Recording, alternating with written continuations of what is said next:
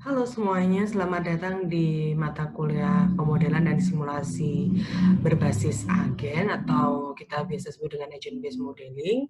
Jadi mata kuliah ini adalah mata kuliah pilihan di S2 Teknik Industri UGM ya kan. Nah, untuk pertemuan kali ini, pertemuan perdana kali ini saya akan memberikan sedikit pemahaman teman-teman semua tentang pengenalan apa itu ABM gitu. Nah, ini sedikit background saya, mungkin teman-teman sudah kenal dengan saya. Jadi saya dosen teknik industri UGM dengan research interest behavior operation research, software, dan decision analysis. Dan untuk semua pertanyaan atau semua komunikasi di kuliah ini, teman-teman bisa langsung email saya di hilya.mutrika@ugm.sc.id. Nah, materi ini sebenarnya materi dari bersumber dari materi salah satunya dari Bu Berta. Jadi teman-teman juga bisa langsung akses juga jika teman-teman sudah pernah ngambil materi kuliah Bu Berta ABM di semester lalu, mungkin teman-teman juga bisa menggunakan materi yang diberikan oleh Bu Berta. Nah, ini referensi yang kita pakai selama kuliah agent based modeling, yaitu ada agent based and individual based modeling.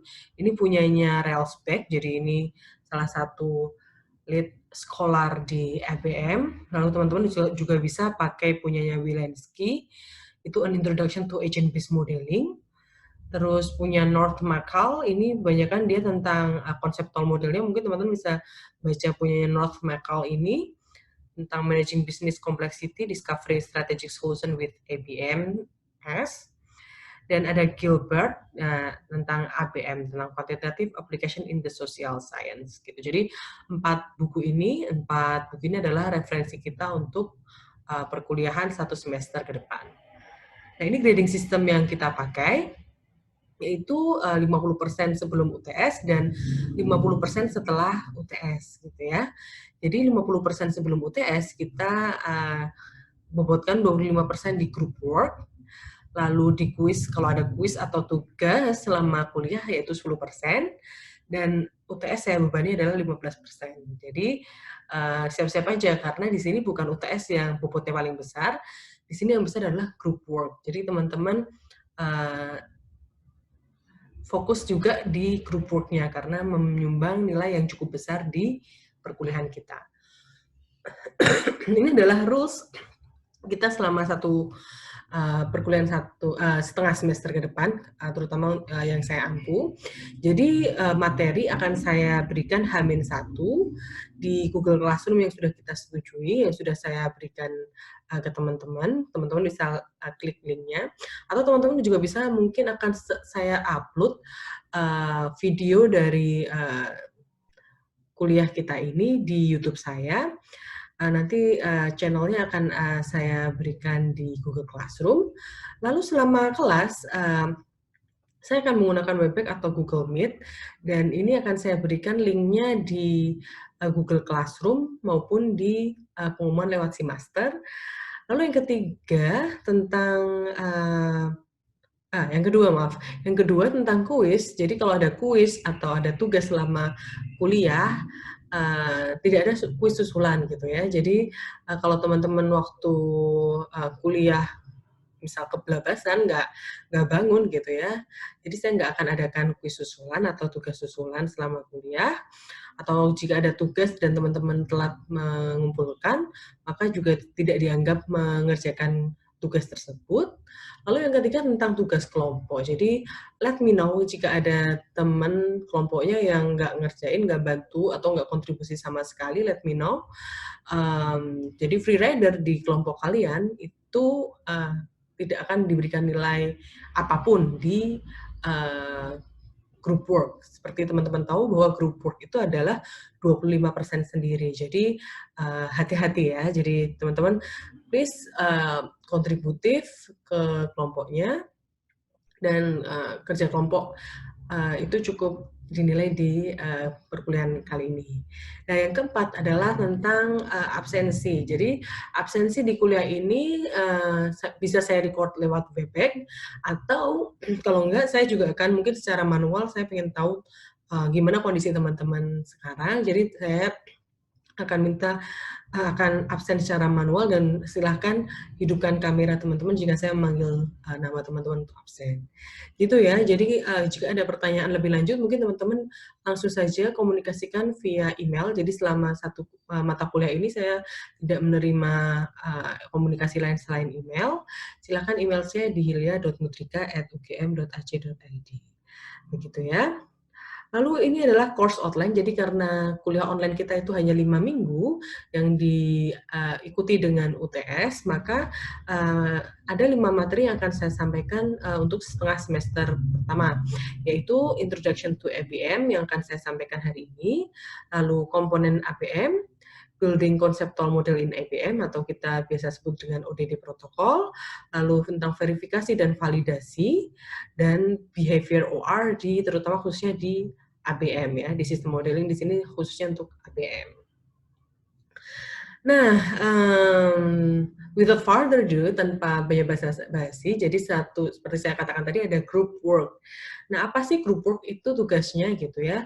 Jadi saya minta karena kalau tidak salah ada 9 orang yang mengambil mata kuliah ini, saya minta teman-teman untuk membuat kelompok. Saya nggak akan menentukan siapa dengan siapa. Kali ini teman-teman sangat saya berikan kesempatan untuk memilih temannya sendiri dalam satu grup. Jadi satu grup terdiri dari 3 orang, dan saya akan memberikan apa sih tugas kelompoknya. Yang pertama adalah saya akan memberikan 3 paper gitu. Jadi seperti kalau teman-teman ambil kuliah pemodelan sistem, jadi teman-teman harus membaca paper tersebut dan membuatnya dalam presentasi, dan khususnya karena ini kelas online, jadi teman-teman juga bikin video yang menerangkan tentang presentasi tersebut, gitu ya. Jadi silahkan bikin presentasi dan video tersebut dan kirim ke email saya H-1 sebelum kuliah diberikan, ya kan. Pada maksimal pukul 10 pagi, gitu. Jadi misal kuliah hari Rabu, jadi maksimal pengumpulannya adalah hari Selasa jam 10 pagi, gitu ya. Nah, kelompok pertama akan membahas tentang the component of ABM. Lalu kelompok kedua akan membahas tentang ODD protokol, dan kelompok ketiga akan membahas tentang verifikasi, validasi, dan replikasi. Saya berikan kesempatan teman-teman untuk memilih mana yang akan teman-teman bahas. Terserah teman-teman gimana caranya membaginya. Saya berikan kesempatan sebebas-bebasnya teman-teman untuk memilih topik tersebut. Ya, silakan didiskusikan masing-masing.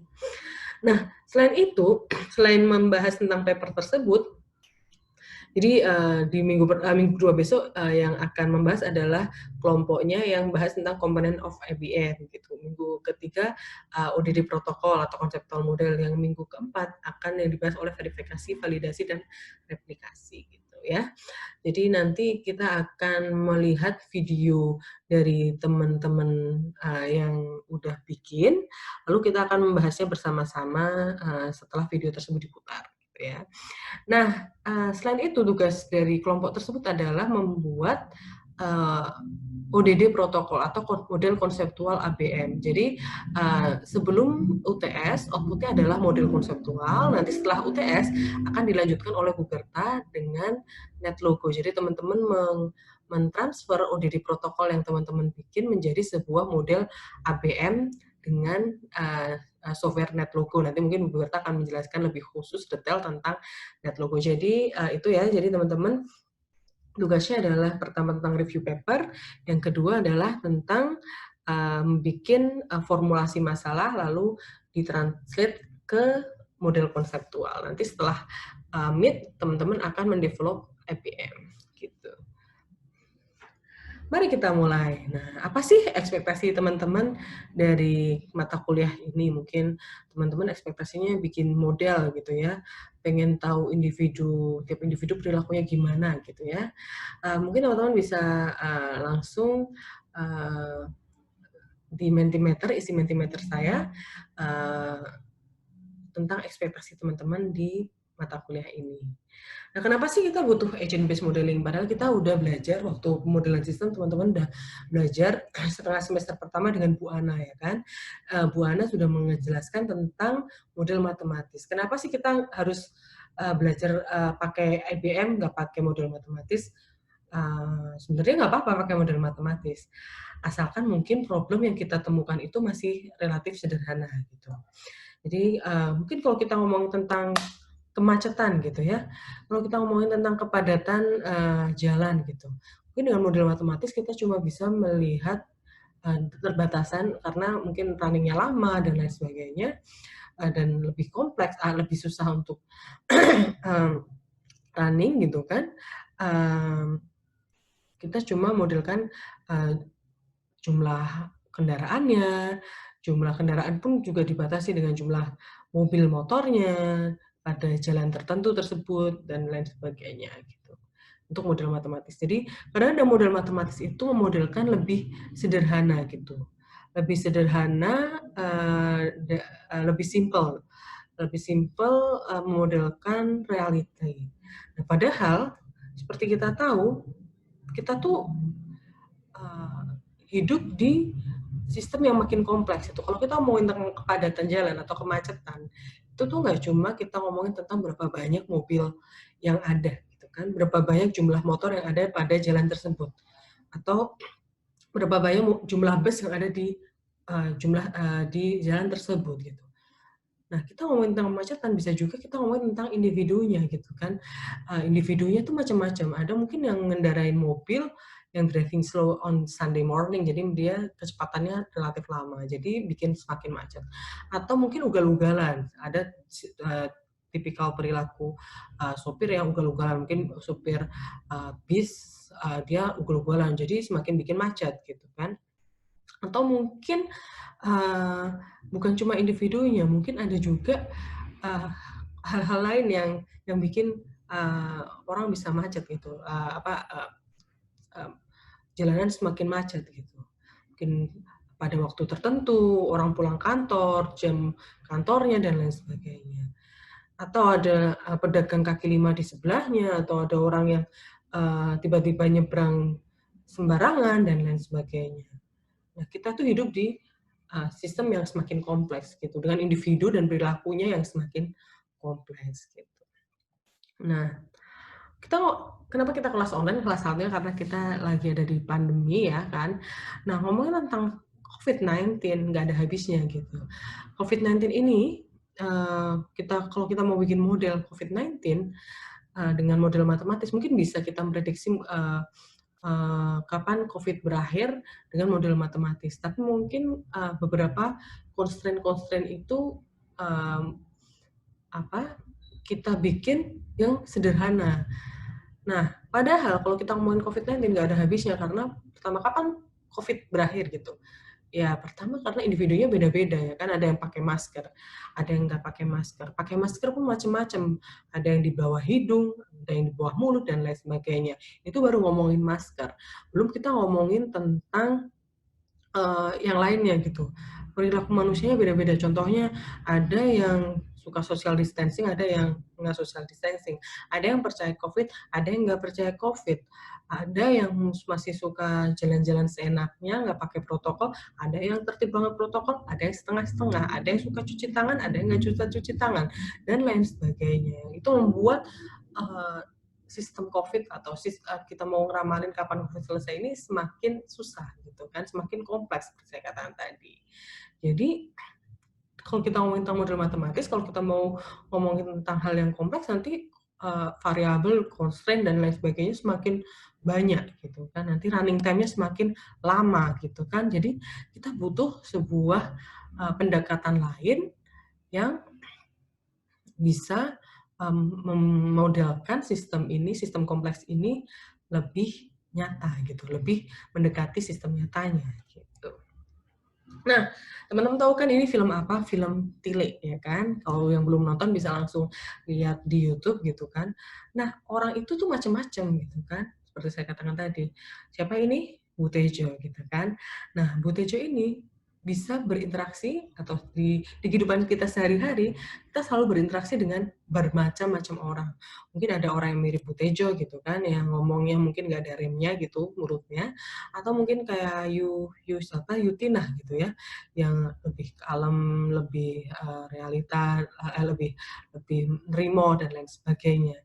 Nah, kadang-kadang orang itu bisa menginfluence orang lain sehingga keputusan orang tersebut bisa berbeda. Misal kayak Bu Tejo ini, dia tadi ada orang yang nggak percaya tentang gosip tersebut, langsung bisa percaya gitu kan. Nah, interaksi-interaksi ini yang kadang tidak bisa dimodelkan dengan model matematis gitu, interaksi antar manusianya atau interaksi antar entitasnya ini yang kadang tidak bisa dimodelkan secara matematis.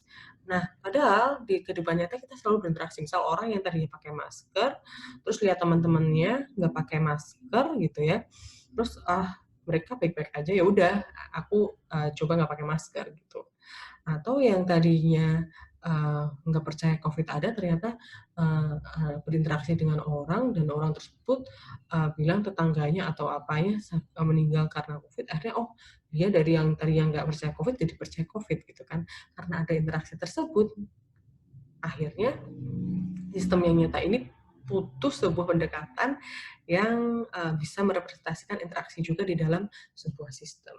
Nah, kita butuh namanya agent based modeling karena yang seperti saya katakan tadi, sistem itu semakin kompleks gitu kan. Kita butuh sebuah analytical tools, analytical approach yang bisa memodelkan sistem yang semakin kompleks tadi, seperti kemacetan, seperti COVID atau model-model sistem yang lainnya. Nah, selain itu adanya tools baru atau pendekatan model baru yang tadinya belum ada, sekarang udah ada gitu ya. Nah, salah satunya adalah agent based modeling ini. Gitu. Nah, data yang tadinya limit, sekarang kita malah punya namanya, mungkin orang bilang big data gitu. Data itu udah banyak gitu. Bahkan data per individu itu juga udah ada. Mungkin beberapa apa namanya platform atau aplikasi lain, dia udah punya sebenarnya, seperti Google, dia udah punya data-data kita gitu, data-data per individu. Jadi individual data itu mungkin udah ada, mikrodata itu udah ada. Jadi memungkinkan untuk melakukan pemodelan secara individu. Nah, selain itu, computational power juga udah lebih baik daripada sebelumnya juga. Jadi mungkin sekarang lebih canggih. Jadi untuk running macro simulation seperti IBM juga sudah bisa. Jadi salah satunya kenapa kita butuh IBM, karena kita pengen modelkan sistem yang kompleks dan toolsnya udah ada, datanya udah ke support, dan hardware-nya atau komputernya udah kuat gitu. Jadi kita butuh namanya agent based modeling. Nah, agent based modeling and simulation itu dia dikenal dengan banyak nama, teman-teman. Ada yang bilang agent based gitu, ada yang bilang agent based simulation, ada yang bilang IBM, individual based modeling. Tapi untuk course kita kali ini kita akan menyebutnya dengan agent based modeling. Jadi teman-teman jangan heran kalau ada kata teman-teman baca atau yang risetnya tentang agent based modeling, mungkin nggak selamanya teman-teman search keywordnya di Google Scholar dengan IBM aja, atau mungkin bisa juga IBMS, ABS, atau IBM dan lain sebagainya. Jadi tapi di kuliah kita akan berikan nama atau menyebutnya sebagai agent based modeling. Apa sih agent based modeling?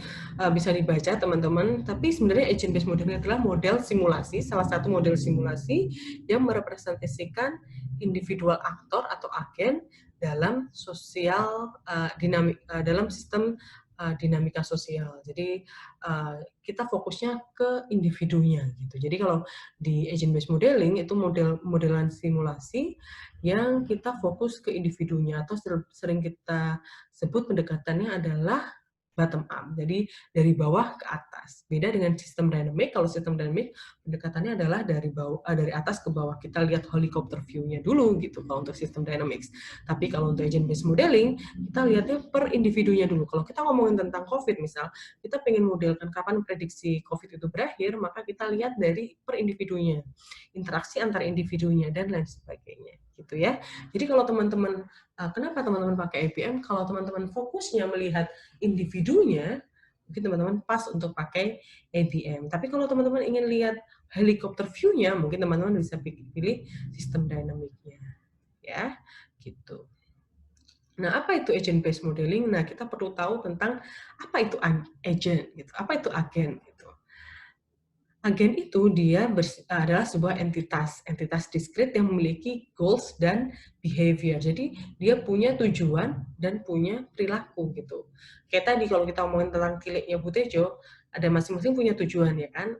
Bu Tejo sebagai individu, Bu Tinah sebagai individu dan lain sebagainya gitu. Dan masing-masing punya tujuan. Bu Tejo pengen mempengaruhi orang-orang lainnya agar percaya sama dia gitu ya. Yutina punya tujuan untuk mengklarifikasi dari apa yang diomongin oleh Bu Tejo gitu.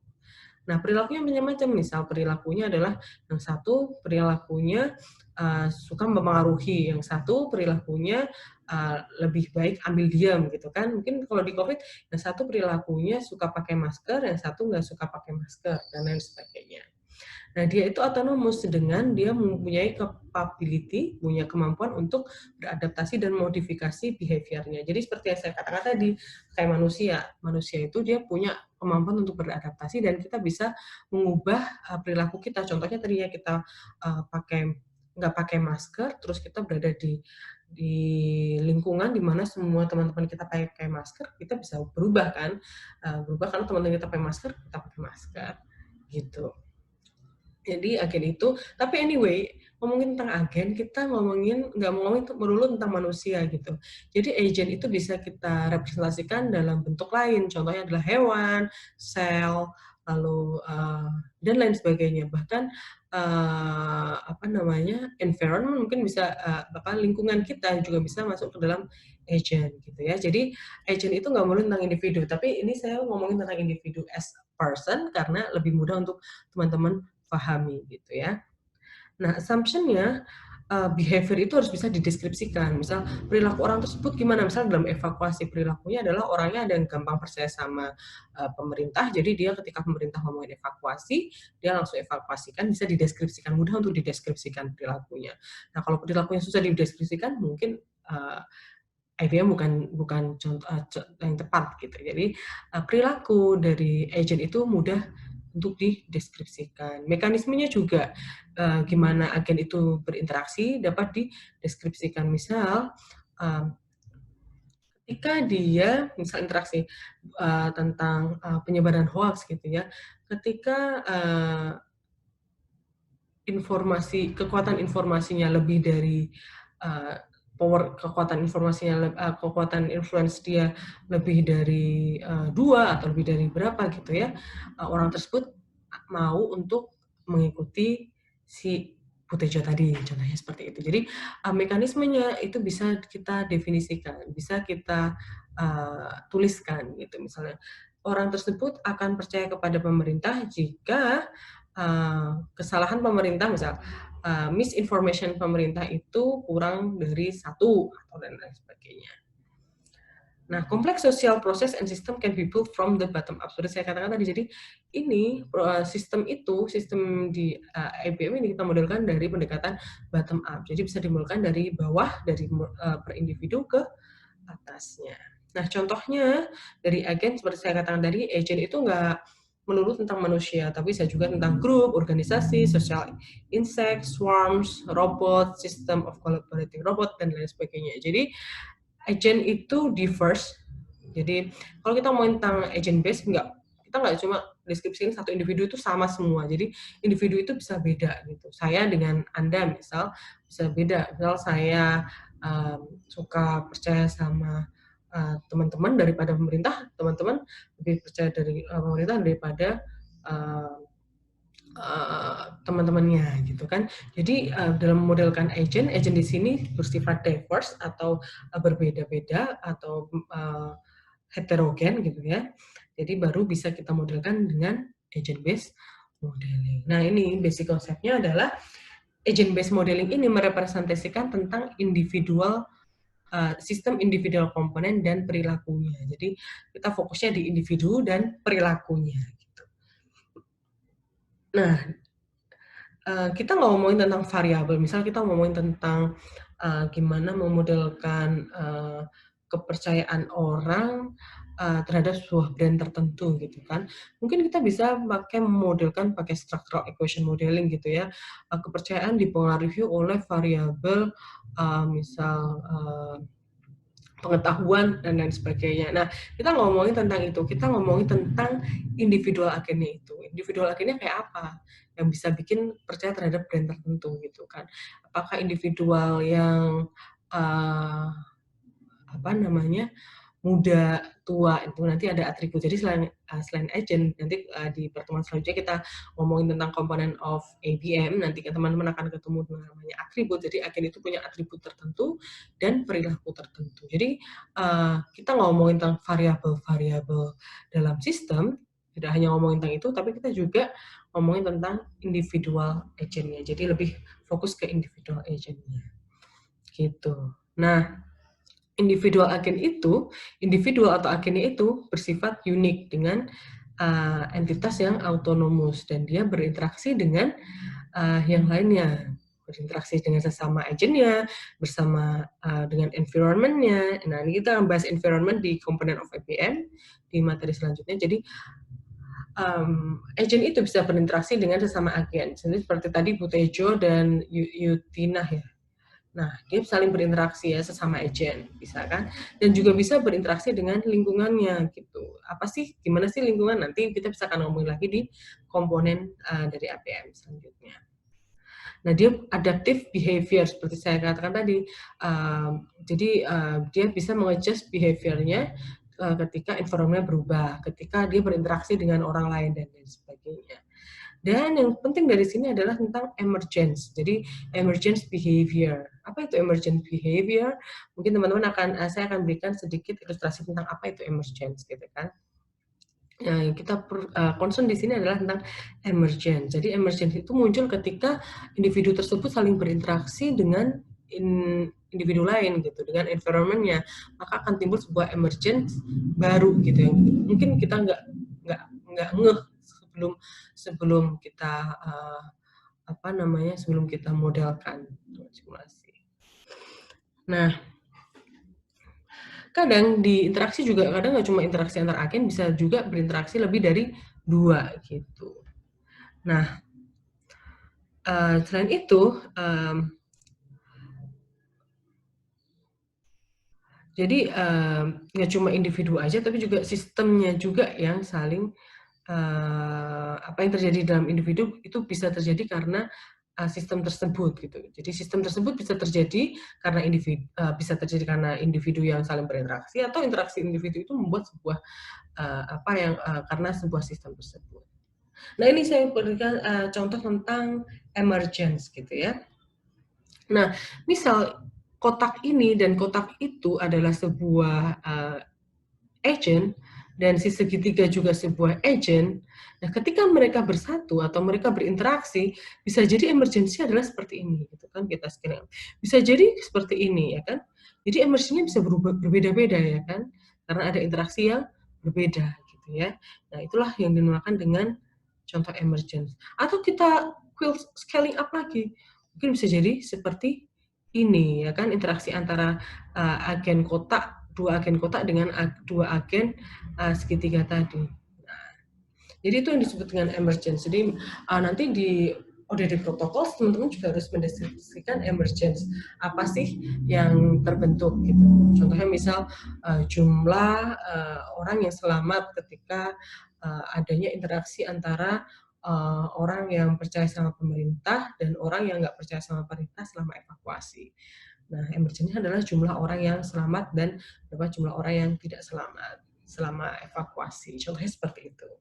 Nah, ini ada beberapa contoh aplikasi dari ABM. Contohnya ada yang bisa dievakuasi, bisa di bagaimana word of mouth itu bisa memprediksi berapa banyak sih potensial customer terhadap sebuah brand baru dan lain sebagainya. Mungkin teman-teman bisa coba cari dan please komen di YouTube saya ini contoh dari model dari ABM Contohnya apa? Selain yang sudah saya berikan, gitu ya.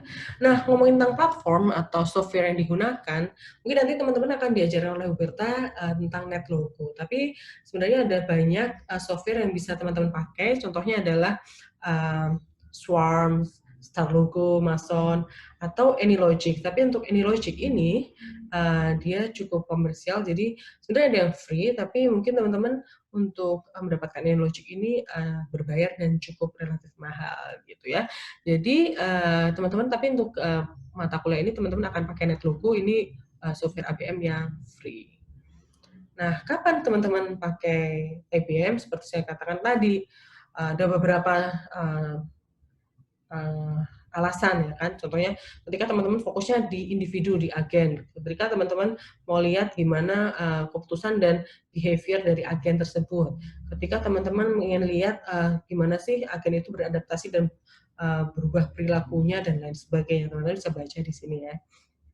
Nah, tapi kapan kita butuh agent based modeling? Nah, ini satu kalimat. Ketika kita memang fokus kita itu important for a model, itu adalah sistem individual. Jadi individu dari sistem tersebut dan apa yang mereka lakukan gitu. Jadi kapan kita pakai ABM? Ketika memang fokus kita adalah di individu dari sebuah sistem tersebut dan kita pengen tahu gimana perilaku individu tersebut, gimana interaksi individu tersebut sehingga membuat emergence sistem yang ingin kita teliti. Contohnya tadi number of effect survivor dan lain sebagainya.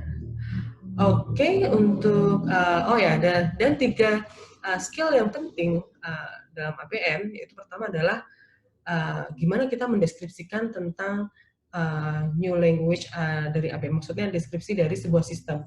Ini teman-teman nanti yang akan output dari mid semester kita, yaitu teman-teman deskripsikan tentang konseptual modelnya seperti siapa agennya, gimana emergence-nya, gimana perilakunya, interaksinya.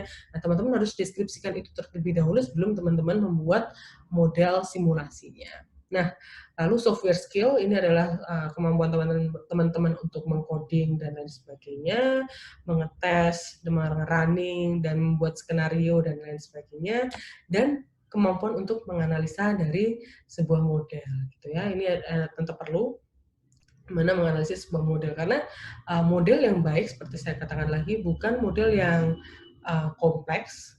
Kalau bisa keep it simple, stupid.